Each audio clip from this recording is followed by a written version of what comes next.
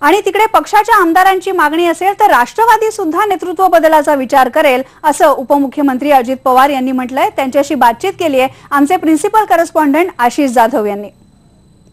आज अजित पवार वाशीमध्ये आहेत, आपण त्यांच्याशी बोलतो आहोत। दादा, निवडणुकीचा प्रचार तुम्ही तुमच्या पद्धतीने सुरू केलेला आहे। आता तर तुम्ही असं म्हणताय की जो खारघरचा नवा टोल आहे तो सिडकोनं टोलमुक्त करावा, जे पैसे आहेत ते त्या कंत्राटदारांना द्यावेत आणि लोकांना दिलासा द्यावा।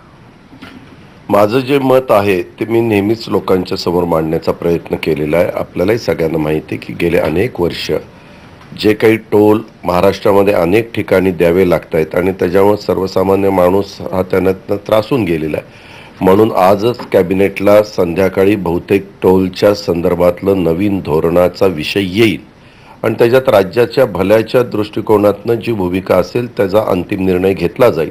अर्थात हा अंतिम निर्णय घेत असताना फायनान्शियली त्याचा किती बर्डन पडणार आहे, आर्थिक भार पडणार आहे, हे पण आपल्याला पाहावं लागेल। राष्ट्रवादीचं सामूहिक नेतृत्व असेल असं शरद पवार म्हणाले। तुम्ही तुमचा जो आग्रह होता तो मागे घेतलेला आहे। आता तुमची भूमिका काय आहे? कारण निर्धार मेळाव्याचे जे बॅनर्स किंवा होर्डिंग्स आलेत त्यावरती आधी शरद पवार होते, मग शरद पवारांबरोबर तटकरे साहेब आणि अजित पवार आले, आता सुप्रियाताई सुद्धा आलेल्या आहेत। नेमकं सामूहिक नेतृत्व म्हणजे काय? पवार साहेबांनी त्याच्या संदर्भातला त्या ठिकाणी मुद्दा मांडलेला आहे। एकदा पवार साहेबांनी त्याच्या संदर्भातला मुद्दा मांडला की हा विषय आमच्या दृष्टीने संपतो। राष्ट्रवादीच्या आमदारांची जर मागणी असेल की बाबा आपलाही नेता बदलला जावा तर जरूर बदलला जाईल। मुख्यमंत्र्यांच्या पुढ्यात फाईल गेली की मग सगळं काही आम्ही हवालदिल होऊन बसतो। आता एलबीटीचा निर्णय राहिलेला आहे, त्याचबरोबर ठाणे आणि पिंपरी चिंचवडमधल्या अनधिकृत बांधकामांचा विषय असेल तोही तसाच राहिलेला आहे। मुख्यमंत्री बदल झाल्यावरच हे विषय मार्गी लागतील असं वाटतंय? जे मार्गी लागू शकतात ते तातडीनं मार्गी लागावेत, ज्याच्यामध्ये मार्गी लागणं शक्य नाही त्याच्या संदर्भात आम्ही त्या ठिकाणी सांगू की हे मार्गी लागणार नाही। 144 जागांची मागणी हे राष्ट्रवादीचं दबाव तंत्र आहे। राष्ट्रवादी फार तर 10-15 जागा वाढवून घेईल अशी सध्या काँग्रेसमध्ये चर्चा आहे आणि त्यामुळेच काँग्रेसचे नेते यावर्षी फारसं बोलत नाहीयेत। ठीक आहे ना, त्यांनी बोलावं नाही बोलावं हा त्यांचा अधिकार आहे। आमच्या प्रांताध्यक्षांनी माणिकराव ठाकरेंशी संपर्क साधलेला होता, लवकर आपण चर्चा करू। मागे देखील ज्यावेळेस अशाच प्रकारे लोकसभेच्या निवडणुकीत चर्चा झाली त्यावेळेस 26-22च्या बद्दलचा अंतिम फैसला झाला।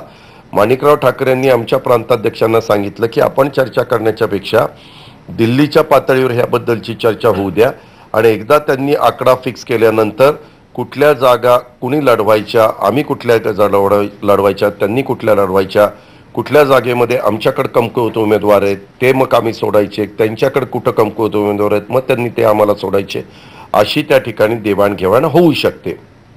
निवडणुकीच्या तोंडावर तुम्ही मराठा समाज आणि मुस्लिम समाजाला आरक्षण दिलं, पण आता राज्यपालांनी राज्य सरकारला हे सांगितलेलं आहे की 12 जिल्हे मिळून 59 तालुक्यांमध्ये हा निर्णय लागू होणार नाही। याचा अर्थ काय? राज्यपालांनी काय सांगितलं हे अजून माझ्या पाहण्यात वाचनात आलेलं नाहीये, हे मी पेपरमध्ये वाचलेलं आहे। मागच्या कॅबिनेटमध्ये मीच हा मुद्दा उपस्थित केलेला होता। आजच्या कॅबिनेटमध्ये त्याची इत्थंभूत माहिती जी आहे ती आम्हाला सांगण्यात येईल। आपण बघितलं अजित पवारांशी ही खास बातचीत। यानंतर आपण एक ब्रेक घेणार आहोत आणि ब्रेक नंतर